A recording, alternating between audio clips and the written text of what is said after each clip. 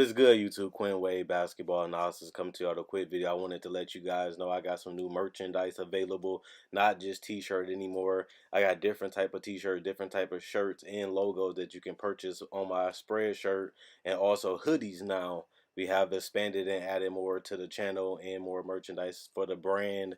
Thanks for supporting. It will be in the description and the links will be in the comment section below. Thanks for helping me and supporting the movement. Quinn Wade Basketball Analysis. I'm going to check out the video. What is good, YouTube? Quinn Wade Basketball Analysis coming to you in my top 10 rookies so far throughout October, November, and we're going to see how they do in December. But first, I got to give you an updated on who is the Rookie of the Year. As you guys know, I'm going to go over 10 rookies that's in a conversation and has a chance or even need consideration for being in a race for this award.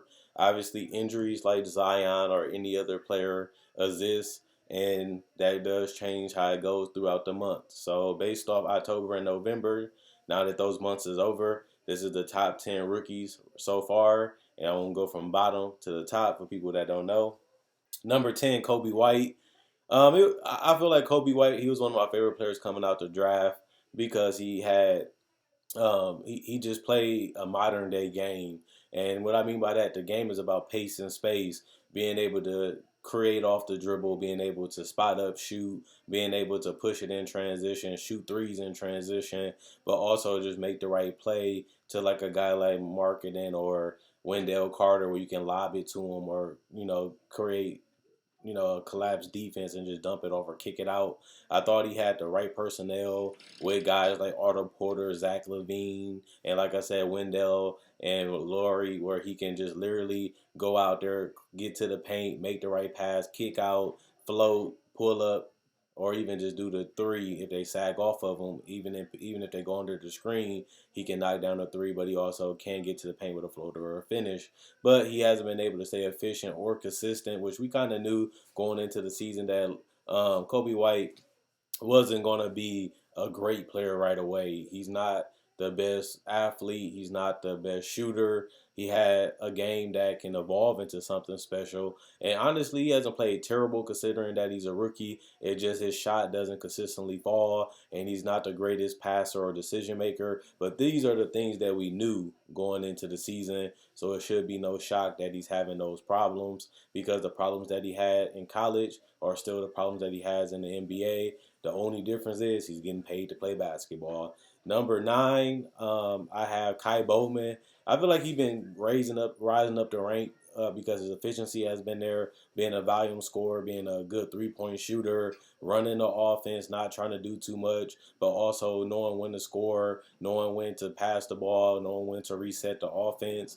For him to be a rookie, he's decent. He's not great. He's not going to legitimately win this award. He's not the greatest athlete or the greatest player. He just knows how to do his job, and that's just as important as being a superstar, being an all-star, being a three-point specialist. He knows what he can do, and he knows what he can't do, and he sticks to what he knows what to do. And to me, Kai has been efficient. He's been a great three-point shooter, and he's been running the offense now that Steph been out and D'Angelo been out, and he's been decent. So I give him 9th. Number 8, I got PJ Washington. I feel like his numbers took a big crash the last couple months. He still has been efficient for his position. He's still showing that he can be a potential good three-point shooter in the future. His all-around play has been decent considering that he's a rookie, but his long, lanky, strong, athletic body gives him huge upside, and hopefully he can realize that. But his scoring numbers and everything went down from November and October, and that's why I had to put him down in the ranking. He didn't get better. He didn't continue to exceed expectation.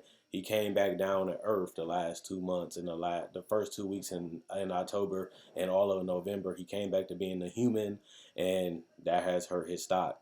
Deandre Hunter, I feel like he's been a solid defender considering that he isn't the strongest or the best athlete out there playing the 3 position, but I feel like he's a great complementary player to Trae Young.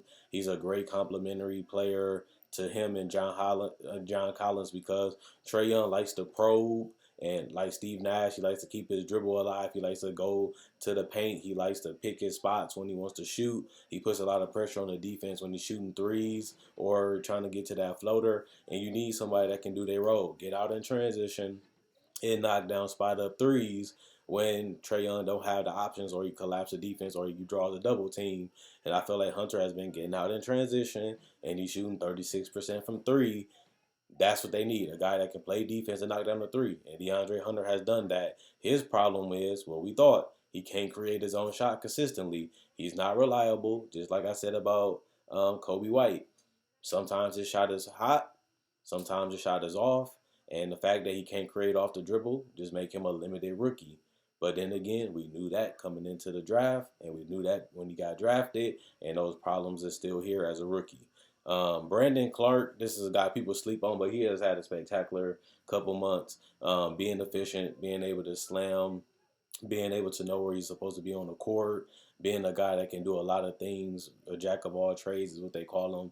I think Brandon Clark is a steal. He's a solid rookie that a lot of people slept on, and he's showing that he is an NBA player. He's showing that he can compete and potentially even be a starter. Huge upside for this guy, and if he can continue to produce, they can have him a secret weapon in the next couple years on a cheap contract as he's on a rookie deal.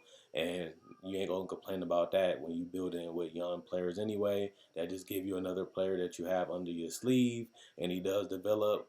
You're going in a good direction, and it didn't really cost you nothing in the next couple years. RJ Barrett, the only reason why I have him fifth is because he got off to a good start this rookie season. He came back down to earth just like the other rookies. His free throw percentage isn't the greatest. His playmaking still needs some work. He's not terrible, but he's not where he needs to be, especially if he's going to be the best player on the court in the future. His shot selection still is a little shaky. Still struggling a little bit to finish, but I'm not surprised about that because he's going against better athletes and stronger and bigger players, especially at the position that he plays. But he showed that he can get buckets. He came in and produced 15 points or more. Is a good solid rookie. He was higher on my list, but his efficiency went down, and he's still showing that he can't knock down jumpers consistently. And that's going to be a problem for him at the end of the day in the NBA. If he doesn't develop that mid range and that spot up three, he's going to have a tough time becoming an all star. But he's a rookie. He's so young. He has huge potential to me, and he's figuring some small things out. Hopefully, he can continue to do that throughout the season. And even if he doesn't have a better season next year, as he's more prepared, has more knowledge, has the film to watch, and if he continues to work as hard as he has, I don't see why he can't be a special player in the future. Eric Pascal was unranked, and now he has become a rookie that we all know about. 17 a game. He's taking full advantage of no D'Angelo and no Steph. He has the minutes. He's getting the opportunities. He's knocking down the threes. He's finishing in the paint. He's playing within a team system. He's not ball hogging. He just going out there having fun playing basketball. I know the Warriors are one of the worst teams in the NBA. I think they are the worst. But Pascal has been a bright spot. This is definitely a player that you can use in the future. And since he's on a cheap contract, he can be valuable. He's already outplaying the contract that he's under right now. So Pascal was a steal. He looks like a solid starter even on a good team. And I think that at the end of the day, I like what I'm seeing out of Pascal. He's decent. And Kendrick Nunn, this is a guy that was undrafted. He was my rookie of the year in the first couple of months of October. The first couple of weeks of October.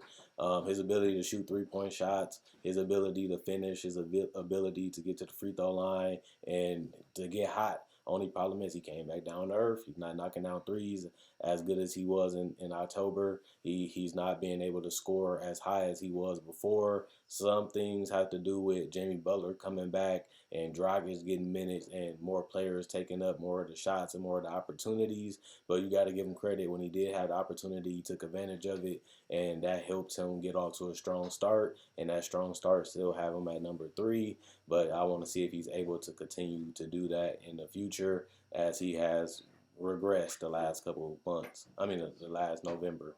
You look at Tyler Hiro, his teammate. He's been shooting spectacular from the field, 40% from 3. A guy that can come off the screens, knock down mid range, knock down spot up threes. But he also showed the ability to be a decent passer and a guy that can handle the ball a little bit and knock down shots over smaller defenders. And if you give him too much space, he's showing that he's too good of a scorer and too good of a shooter that he can go past you and finish. He can get to the free throw line a little bit, but he also can create a lot better than what people thought off the dribble. But his three-point shooting has been spectacular. His mid-range has been spectacular. The guy is what you want right now. You want three-point shooting. He's been consistent. He's been steady, a marksman, and he's a guy that if you don't pay attention and leave him open, he's going to burn you. So Tyler Hiro, he has moved all the way up the list. He was in my top 5 last month, but he has got so consistent. And they said he was streaky. They didn't think his jump shot was going to translate because of the speed, because of the athleticism. But he put the work in, and he has shown that he's a special rookie to the point where I have him above Kendrick Nunn, who had an all-around great start to the season, but hasn't been able to keep up that play. And Tyler Hero has passed him up. And number one, we already know Ja Morant. I feel like the only thing that's going to stop Ja Morant is if he can't play the whole season. He's already missed a couple games. We don't really know how bad his knee is going to be. He's going through back spasms right now. So the only thing that can really hurt Ja Morant is either Zion coming back and being a Zion we've seen in preseason, or he just not able to play enough games due to injuries, and that can stop him from being Rookie of the Year. But other than that, he has been way more efficient than I thought he would be, shooting over 45% from the field. He's a decent three-point shooter when you give it to him. He doesn't force the threes. He doesn't settle for threes. He just goes to the basket, knock down floaters, penetrate, kick out to shooters, kick out to Jaren Jackson, dump it off to Valanciunas and others. And he just a guy that understands the game. The game is just easy for him. And he has translated to a starter. You get a number 2 pick. You hoping that guy can be your franchise guy.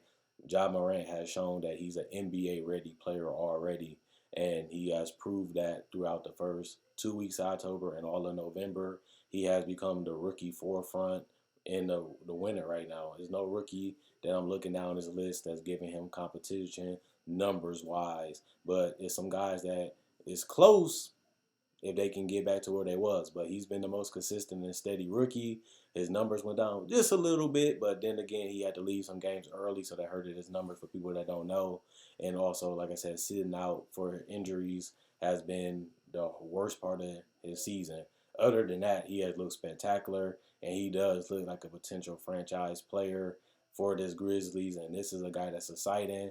This is a guy that's fun to watch, and this is a guy that can put on the show with dunks and passes, and that's what they need. Somebody that can sell them tickets, but also sell them a future and give the fans hope that they can be a great team again in the future. And with him and Jaren Jackson and potentially another lottery pick, honestly and truthfully, this team is going in the right direction. And both of those guys are competitive, and both of those guys can play hard, and they do. And I feel like that's a good building block and a great foundation to start on, especially since they both around the same age, and you get another rookie that can continue to develop, and you can take on some bad contracts because they got some cap space, so that can actually help them get more picks, and hopefully they can turn that into another star to go with Ja Morant and Jaren Jackson. So let me know who you guys think Rookie of the Year is. Let me know who you guys think your top 10 or top 5 rookies is. Who did I sleep on? Who did I miss? Whatever you say or whatever you feel, let me see in the comment section below. I read every comment. Quinn Wade, Basketball Analysis, I'm gone. And let me know who you guys think Rookie of the Year is so far. Like this video, check out my older videos on my channel. I have many playlists. I break down rookies, I break down players, I break down summer league. I do cover the draft, and I got a mock draft up already. Not only that, I do podcasts, and I also talk about the game of basketball, whether it comes to summer league, free agency, trade deadline, buyouts, and also I cover top 10 discussions and stuff like that. So you like this type of video, you like the NBA, check out my older videos and my playlists. I enjoy making these videos. You guys enjoy watching.